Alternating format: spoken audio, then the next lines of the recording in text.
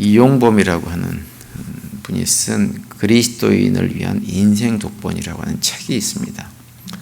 그 책에 보면 이 얘기가 하나 나오는데요. 어떤 여자분이 잠을 자다가 꿈을 꿨습니다. 근데 꿈을 꿨는데 그 꿈에서 어떤 시장을 방문해서 어떤 가게에 들어갔습니다. 그런데 이제 그 가게 점원이 누구냐면 천사였어요.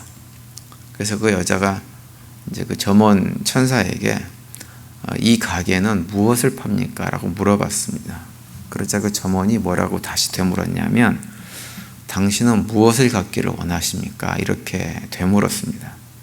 그러자 이제 그 여자가 한참 동안 고민을 하다가 얘기하기를 마음의 평화, 사랑, 지혜, 행복, 그리고 두려움으로부터 오는 자유를 저에게 주십시오. 이렇게 얘기를 했다고 합니다.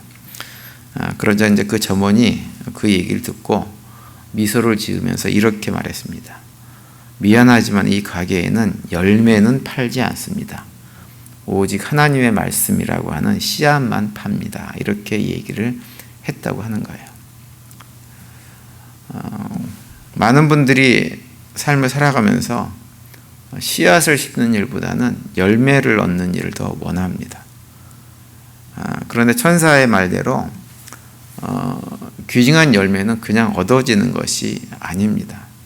씨앗이 되는 하나님 말씀을 품고 그 말씀에 순종하는 삶을 살아갈 때 열매를 거둘 수가 있는 거죠. 근데 문제는 씨앗을 심는 일이 결코 쉬운 일이 아니라고 하는 거예요. 우리의 마음밭이 다 이렇게 갈아 엎어지는 그 고통의 시간들을 경험을 해야 됩니다. 그것이 선행되어야만 거기에다가 씨앗을 심고 거기에 따른 열매를 얻으면서 삶을 살 수가 있는 거죠. 오늘 아침 우리가 읽은 본문 말씀은 바벨론으로 포로로 잡혀가게 된 남아국 유다 백성들의 미래에 관한 말씀이 오늘 본문에 기록이 되어져 있습니다. 그런데 그렇게 바벨론 포로로 잡혀간 사람들은 그 바벨론에서 고통의 시간, 다시 말하면 씨앗을 심고 품는 시간들을 보내야 했던 것들이 그들의 처지입니다. 그런데 그런 과정에서 중요한 것은 그렇게 씨앗을 품고 고통을 경험하고 어려움을 겪는 마음밭을 가는 과정을 통해 가지고 결국은 어떠한 일들이 그들에게 벌어질 것을 말씀하시냐면 하나님의 돌보심을 구체적으로 체험하게 될 것이다. 이렇게 말씀을 하고 있어요. 오늘 우리가 읽은 본문에 특별히 그 두 개의 무화과 광주리 비유가 언급되어져 있습니다. 하나님의 그 말씀에 순종해가지고 기꺼이 바벨론 포로로 잡혀간 사람들의 운명하고 하나님의 말씀에 불순종을 해가지고 예루살렘에 남아있거나 또는 애굽으로 피난을 갔던 사람들의 운명이 어떻게 될 것인가라고 하는 것을 두 광주리의 비유를 통해서 우리에게 말씀을 해주고 있는 거죠. 결론적으로 얘기하면 바벨론에 포로 잡혀간 사람들은 다시 회복돼서 예루살렘으로 나중에 다시 돌아오게 될 것이지만 예루살렘에 남아있거나 또는 애굽으로 도망쳤던 사람들은 오히려 세상에 조롱거리가 될 것이다. 이렇게 말씀을 하고 있습니다. 그래서 이제 하나님께서 예레미야를 통해 가지고 주신 말씀에 보면 하나님께서 주신 말씀에 순종해서 포로로 잡혀간 사람들에 대해서는 6절과 7절에서 이렇게 말씀을 합니다. 내가 그들을 돌아보아 좋게 하여 다시 이 땅으로 인도하여 세우고 헐지 아니하며 심고 뽑지 아니하겠고 내가 여호와인 줄 아는 마음을 그들에게 주어서 그들이 전심으로 내게 돌아오게 하리니 그들은 내 백성이 되겠고 나는 그들의 하나님이 되리라. 이렇게 말씀합니다. 바벨론의 포로로 잡혀갈 때에는 굉장히 불행한 모습으로 잡혀간 것이 사실입니다. 얼마나 많이 고통스럽고 힘들고 또 불안하고 걱정스러운 일들이 있었겠어요. 그런데 예레미야 선지자를 통해서 하나님께서 말씀을 선포해 주신 대로 하나님 말씀에 순종해서 바벨론에 항복을 하고 바벨론으로 포로로 잡혀갔던 사람들은 헐어지고 무너지는 삶을 삶는 것이 아니라 거기에서 심기어져서 새로운 하나님 백성으로 새롭게 태어나서 돌아오게 될 것이라고 말씀을 하고 있는 것입니다.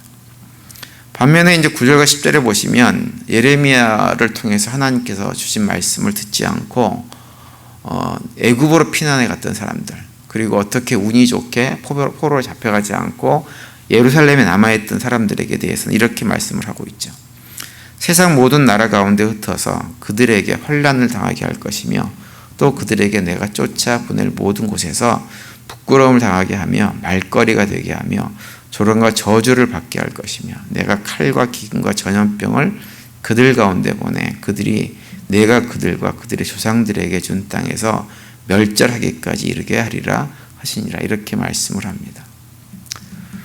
우리가 외관상으로 보면 바벨론으로 포로로 잡혀갔던 사람들하고 반대로 포로로 잡혀가는 것을 피해서 구사일생으로 정말 예루살렘에 남아있거나 아니면 애굽으로 피난을 가는 사람들 가운데 어떤 사람들이 형편이 더 좋아 보이냐 하면 예루살렘에 남아있거나 애굽으로 도망갔던 사람들이 훨씬 더 겉으로 볼 형편으로는 나아 보입니다.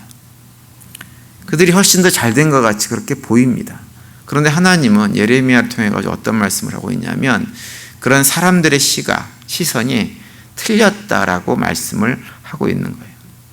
바벨론 포로로 잡혀간 사람들이 예루살렘에 남아있거나 애굽으로 피난 간 사람들보다도 훨씬 더 좋은 상황이라고 하는 거예요.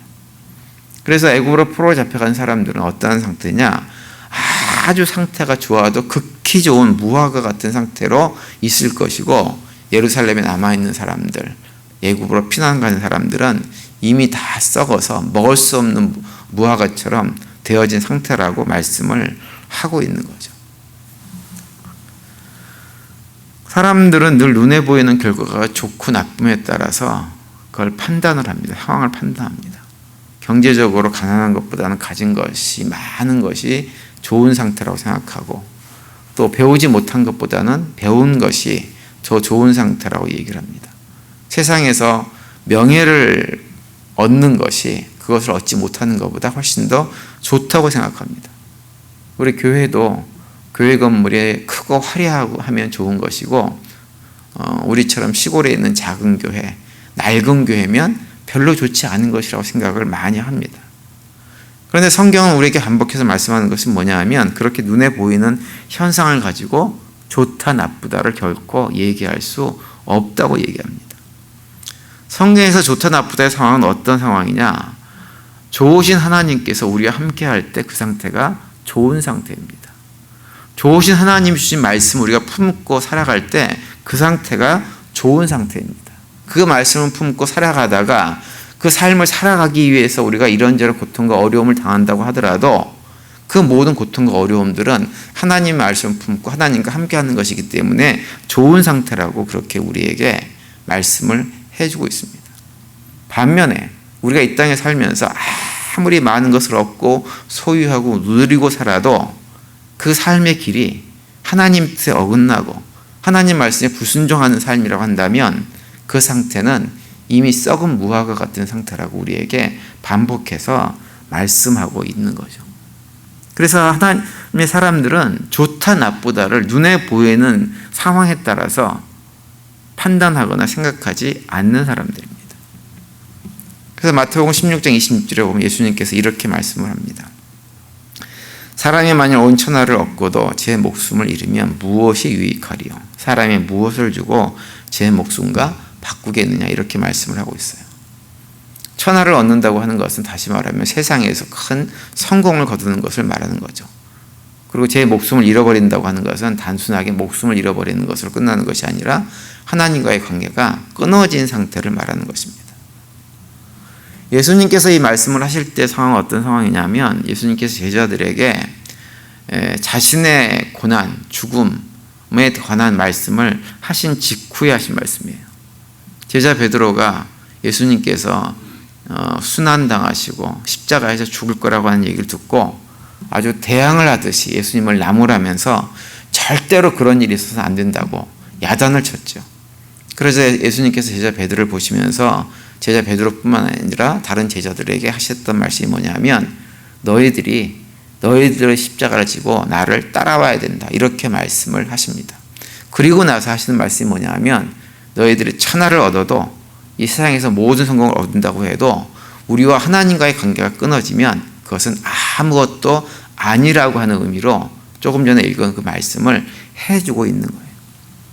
이 세상에 살면서 어떤 것을 얻어도 그것이 내 욕심으로 만들어낸 것이라고 한다면 그 성공이라고 하는 것은 아무런 의미가 없는 일이라고 하는 거죠.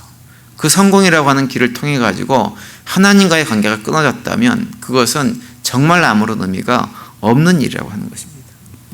그래서 우리가 이 땅을 살아가면서 세상 사람들이 볼 때에는 실패한 길인 것처럼 보여도 십자가를 지고 예수님을 따라가면서 내 삶이 망가진 것처럼 보인다고 해도 그 길이 하나님의 뜻이라고 한다면 비록 세상 사람들이 볼 때는 다 실패한 것처럼 보인다고 해도 그 길이야말로 참된 성공의 길이라고 말씀을 하고 있는 것이고, 반대로 세상 사람들이 다 환호하고 손뼉을 쳐주고 박수를 쳐준다고 해도 그 길이 하나님과의 관계가 끊어진 길이라고 한다면 그 길은 실패한 길이라고 말씀을 하고 있는 것입니다. 오늘 본문 5절에 보면 또 이렇게 또 말씀합니다. 이스라엘의 하나님 여호와께서 이와 같이 말씀하시니라. 내가 이곳에서 옮겨 갈대아의 내 땅에 이르게 한 유다 포로를 이 좋은 무화과 같이 잘 돌볼 것이라, 이렇게 말씀을 하고 있어요. 비록 남하고 유다 백성들이 포로로 잡혀간 상황이지만 하나님께서 그들을 참 좋은 무화과처럼 잘 보살펴 주겠다고 말씀을 하고 있는 거예요. 그들을 결코 헐지 않고 세우겠다고 말씀을 하고 있는 거예요. 심고 뽑지 않겠다고 그들에게 말씀을 하고 있는 것입니다. 하나님의 사람들과 하나님과 관계가 없는 사람들과의 어떤 특징이 있습니다. 그 가운데 하나는 무엇이냐면, 고난 가운데 떨어졌을 때 그 고난의 시간들을 어떻게 반응하고 사느냐에 따라서 그 사람이 하나님의 사람인지 하나님의 사람이 아닌지를 우리가 확인할 수가 있습니다. 하나님의 사람들은 어떤 문제가 닥치고 고난이 닥치고 하게 되어지면 자신을 돌아보고 자신의 죄를 점검하고 하나님과의 관계를 가장 우선적으로 점검합니다. 그리고 하나님의 사람들은 오히려 내가 어떤 일을 할 때 그 일이 내 생각대로 잘 되면 그때 오히려 더욱더 긴장하고 자기 자신을 더 깊이 있게 들여다보는 사람들이 하나님의 사람들입니다. 왜냐하면 내가 내 생각대로 내 계획대로 모든 일이 잘 된다고 하는 것은 하나님의 은혜일 수 있지만 동시에 그것이 하나님의 무관심, 하나님의 심판일 수도 얼마든지 있기 때문에 그러는 거예요. 겉으로 드러나는 것이 중요한 것이 아니고 중요한 것은 무엇인가? 하나님과의 우리의 관계가 무엇보다도 중요하다고 하는 것을 하나님 백성들은 잘 알고 있는 사람들입니다. 따라서 오늘 하루 또 지내시면서 우리의 눈에 보이는 환경, 내가 처한 환경에 휘둘리지 않는 하루가 될 수 있게 되기를 간절히 바랍니다. 그리고 어떠한 환경이 주어져 있든지 우리의 시선을 늘 하나님께 고정해서 하나님의 말씀을 품고 믿음의 길을 신실하게 걸어가는 우리 모두가 되시기를 간절히 바랍니다. 그래서 바벨론 포로로 잡혀갔던 사람들처럼 우리의 삶을 구체적으로 만지시고 우리의 삶을 더욱더 하나님의 백성답게 만들어 가시는 하나님의 은혜의 손길들을 구체적으로 경험하는 복된 하루가 될 수 있게 되기를 간절히 축원을 드립니다.